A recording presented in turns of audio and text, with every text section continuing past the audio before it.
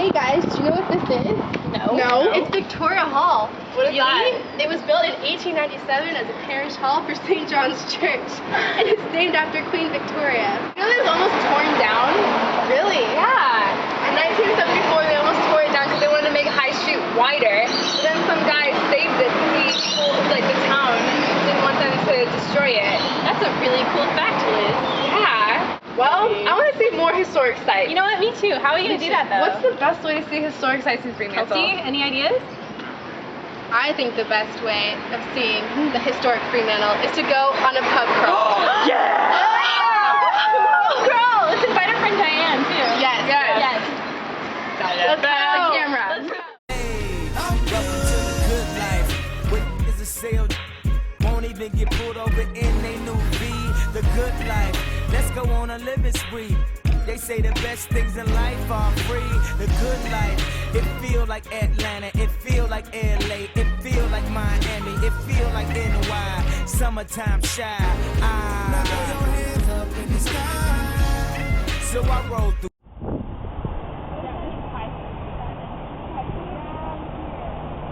Where are we? Getting a little confused.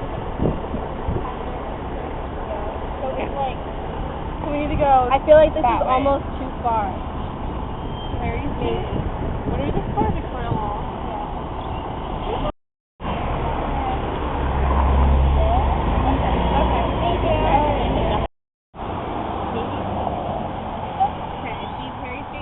It was right before. It's on this random. So this is Rosie O'Grady's. It was built in 1887 and was known as the Federal Hotel. It was built during the Gold Rush era. It is advertised as being far away from the prison, but also away from the busy high street. So it was a nice place for people to go take a break, and also they have accommodation there, and they still do today. In 1985, it was taken over by Rosie O'Grady's Irish Pub, and it is a great local place to enjoy good Irish beers, and it is a very cool hot spot on St. Patrick's Day. Yeah, it is. Wow. So let's go in.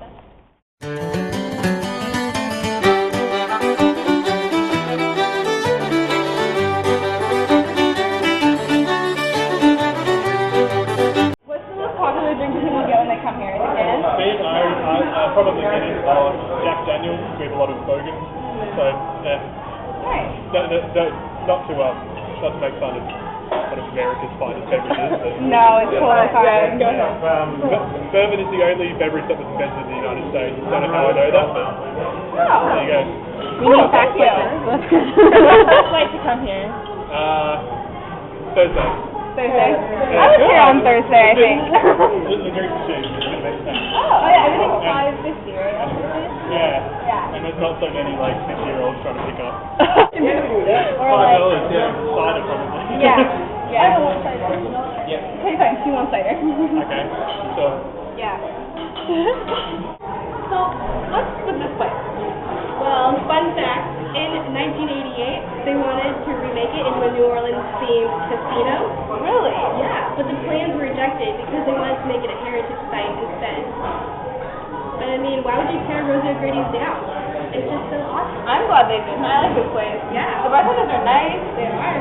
Yeah. There's 5.50 drinks on Thursday nights. All drinks are 5.50. That's a good deal. Yeah. Patrick's Day, their beers.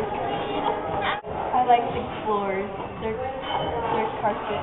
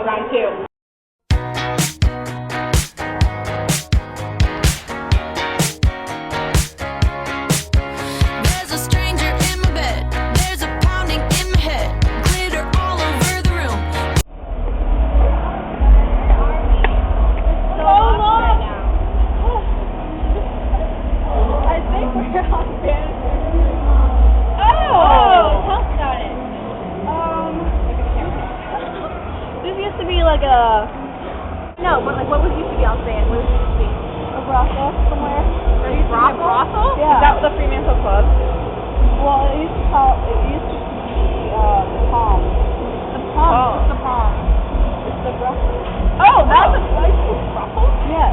So like there would be lines and lines of people waiting in line to like go in and Wow. yeah. The street used to be like a prostitute like area. Dang.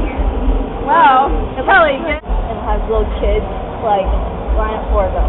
Oh, So they get paid for lining up. They get paid yeah. to line up. The kids? Yeah, the little boys. That's awful. I know. Oh my, you want that dog? On Bannister Street, what you can see are the remains of the Fremantle Club Incorporated. There's a beer company down the road, and also the Attic, which is an awesome coffee shop. And a really nice hotel that we cannot. Oh, What's it called? And a couple of Bannister suites. Oh. Boutique hotel. Fancy. Yeah, yours is gonna be the best one. Okay, well, anyways, as you can see, the cat strip it used to be called cappuccino strip, but yeah. Anyways, now it's all with shops and stuff. Obviously today there's a really big festival and there's little kids playing cricket. It's really popular for restaurants, gelato. Dino's has been there a really long time. It used to all be Italian food, but now it's kind of branched out, and there's also bars in the street. So let's continue our podcast. 50 cent toast. Oh yeah. Okay, so we finally got the new hotel in 1897. It's also a club hotel, but once the Fremantle hosted the American Cup, it changed its name, got fully renovated. Now there's a bottle shop and a Jaeger bar and a whole bunch of cool stuff. So let's go hang out. Point me in the right direction. Oh, that's Yeah. That's good.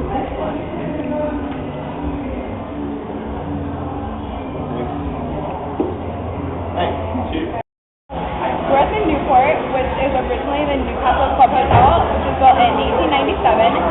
But by the time the Fremantle hosted the American Cup, they decided to renovate all the hotels, and this was one of them. So it got a whole upgrade, and now they have a bottle shop, a Jaeger bar, and a whole bunch of different rooms. This is one of the rooms that they have, so we're going to go ahead and get our drinks on. So this is a really popular night spot on Friday and Saturday nights. They have a live band in one of the rooms, and lots of uni students come, 20-somethings, and this room actually turns into like a dance club, and they have like a green screen, and it's really popular.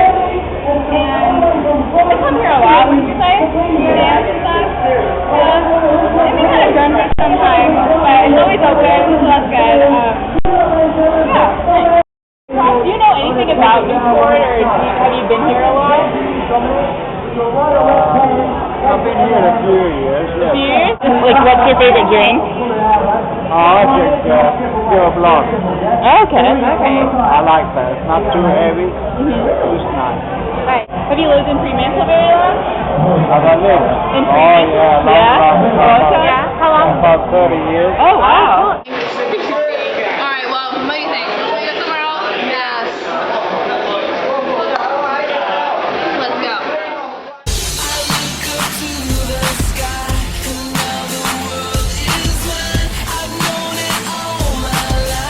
Did you know that back in 1977, Nunzio Gumina started the tradition of having seats like outside of a restaurant, like literally on the sidewalk for people to eat? Yeah, exactly like that. A lot of them are using it right now on the capstone. You can see all the way down there, all the different tables. Oh yeah. Yeah, it provides a lot of extra seating for people going to restaurants. Good. Okay, over here. Okay. Still an anchor. No boys.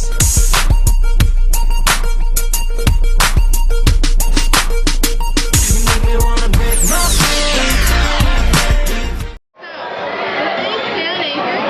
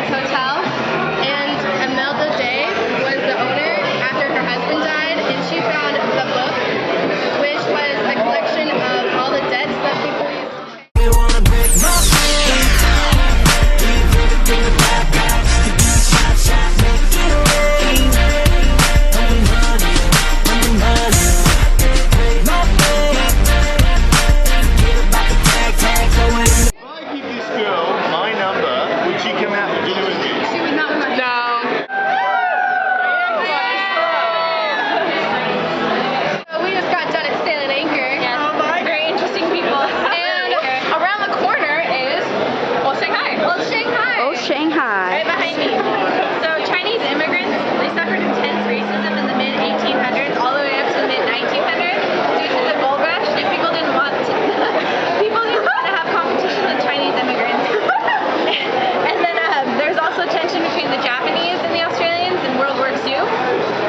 But all that's a little bit different now because they're embracing the Chinese and Japanese culture with old Shanghai. They have 20 different countries with all the kitchens here. And it's definitely a different mindset than it used to be. They're a lot more embracing and multicultural. And I have an interesting story.